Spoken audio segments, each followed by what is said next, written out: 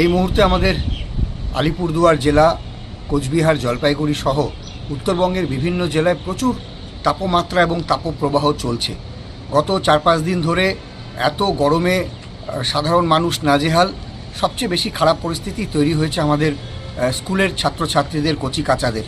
কিছুদিন আগেই গরমের বন্ধ শেষ হয়েছে, ছুটি, ছাত্রছাত্রীরা স্কুলে যাচ্ছে। কিন্তু গত কয়েকদিন থেকে উত্তরবঙ্গের আলিপুরদুয়ার, কোচবিহারে যে ভয়াবহ তাপপ্রবাহ, কখনো 36 ডিগ্রি, কখনো 37 ডিগ্রি, সেটা অনুভব হচ্ছে প্রায় 49-50 ডিগ্রি সেলসিয়াসের। ফলে এই অস্বাভাবিক গরমটা সহ্য করতে পারছে না। গতকাল অর্থাৎ মঙ্গলবারই কোচবিহারের 2 জন ছাত্রছাত্রী এই গরমে অসুস্থ হয়ে পড়েছে। আলিপুরদুয়ারেও বিভিন্ন বিদ্যালয় থেকে ছাত্রছাত্রীদের অসুস্থ হয়ে যাওয়ার খবর আসছে।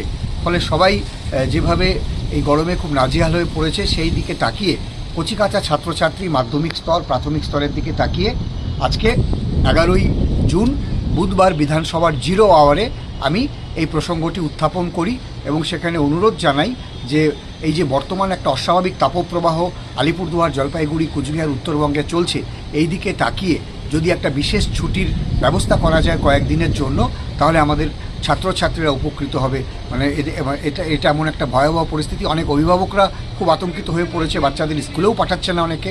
ফলে এই পরিস্থিতিতে আমি আজকে বিধানসভায় এই বিষয়টি তুলে ধরেছি।